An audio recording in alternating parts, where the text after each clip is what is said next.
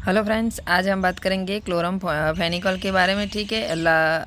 Last year हमने मेडिकेम की 6 semester में जो मेडिसिनल केमिस्ट्री थे उसके वीडियो स्टार्ट किए थे, तो हमारे आधा जो सिलेबस है वो इनकम्प्लीट रहा था। तो जो जहाँ से हमारा सिलेबस बाकी था वहाँ से हम स्टार्ट करने जा रहे हैं। तो आज हम क्लोरमफेनिकोल के बारे में बात करेंगे। आगे के वीडियो अपलोड हो चुके हैं। ठीक है।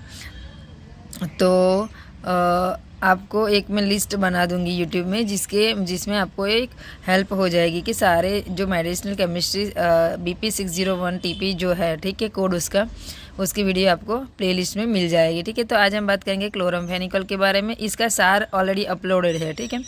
तो क्लोरमफेनिकोल है जो मैन मेड फर्स्ट एंटीबायोटिक है, वो स्ट्रेप्टोमाइसिस वेनेजुला में से 1947 में आइसोलेट किया गया था। ये बैक्टीरियोस्टेटिक है। ठीक है। क्लोरमफेनिकोल जो है वो एक एंटीबायोटिक है जो बैक्टीरियल इन्फेक्शन में यूज़ किया जाता है और एक ब्रॉड स्पेक्ट्रम एंटीबायोटिक है। ये क्या करता है, तो बैक्टीरियल ग्रोथ को स्टॉप करता है by stopping production of protein. ठीक है। प्रोटीन के प्रोडक्शन को स्टॉप करके वो बैक्टीरियल ग्रोथ को स्टॉप करता है। क्लोरमफेनिकोल के पास नाइट्रोबेंजीन सब्स्टिट्यूशन होता है जो एंटीबैक्टीरियल एक्टिविटी के लिए रिस्पॉन्सिबल होता है। और आप यहाँ पे देख सकते हो कि क्लोरमफेनिकोल का स्ट्रक्चर है। ठीक है। अब बात करते हैं उसकी मैकेनिज्म की।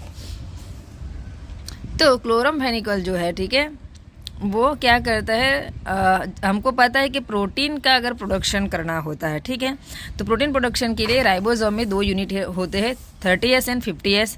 ठीक है। उसके बाद उसमें पॉलीपेप्टाइड चेन बनती है, कोडिंग होता है। ठीक है। tRNA mRNA में से कोड रीड करके एक पॉलीपेप्टाइड चेन का अमीनो एसिड की सीक्वेंस बना के पॉलीपेप्टाइड चेन बनाते हैं और उसके बाद उसमें से प्रोटीन का प्रोडक्शन होता है। ठीक है।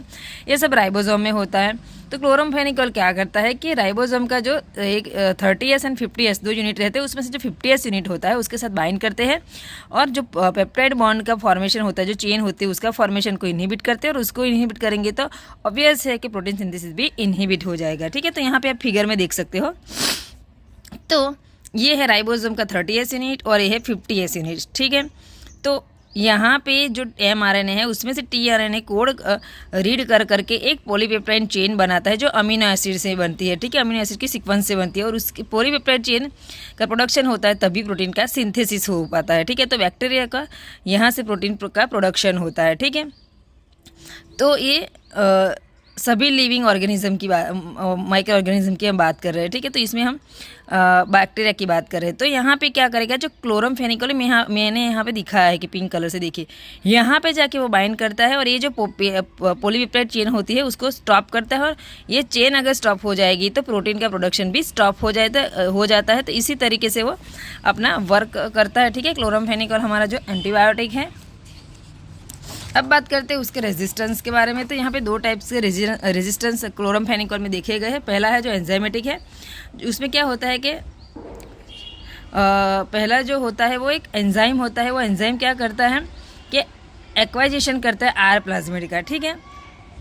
और ये कैसे होता है, तो जो एंजाइम है उसमें जो एंजाइम के फॉर्मेशन में यहाँ पे इंटरफेरेंस आता है और क्लोरमफेनिकोल को इनएक्टिवेट कर देता है। ठीक है। तो ये पहला रेजिस्टेंस हो चुका। दूसरा रेजिस्टेंस में क्या होता है कि जो हमारी ड्रग होती है बैक्टीरियल सेल में जो जाती है, ठीक है, उसका वहाँ पे जाना कम हो जाता है। ठीक है। ये कैसे होता है, तो ये ट्रांसपोर्ट जो होता है, ठीक है, मतलब कि यहाँ पे जो इंटरफेरेंस होता है वो होता है ट्रांसपोर्ट। ठीक है। जो पैसिव डिफ्यूजन से एज वेल एज जो फैसिलिटेड ट्रांसपोर्ट से जो होता है, ठीक है, उनमें वो क्या करते हैं, इंटरफेरेंस करते हैं और जो हमारी ड्रग होती है वो बैक्टीरियल सेल वॉल में कम जा पाती है। और यहाँ पे जो बैक्टीरियल राइबोसोम की जो एफिनिटी होती है वो भी कम हो जाती है। तो इसकी वजह से यहाँ पे रेजिस्टेंस डेवलप होता है। ठीक है। यहाँ पे एंजाइमेटिक रेजिस्टेंस डेवलप होता है और यहाँ पे ये हमारा बैक्टीरियल सेल वॉल का जो डिक्रीज परमेबिलिटी होती है वो उसकी वजह से यहाँ पे रेजिस्टेंस डेवलप होता है। ठीक है। तो यहाँ पे 2 टाइप के रेजिस्टेंस आपको देखने को मिलेंगे। अब हमारा है यूजेस ऑफ क्लोरमफेनिकोल।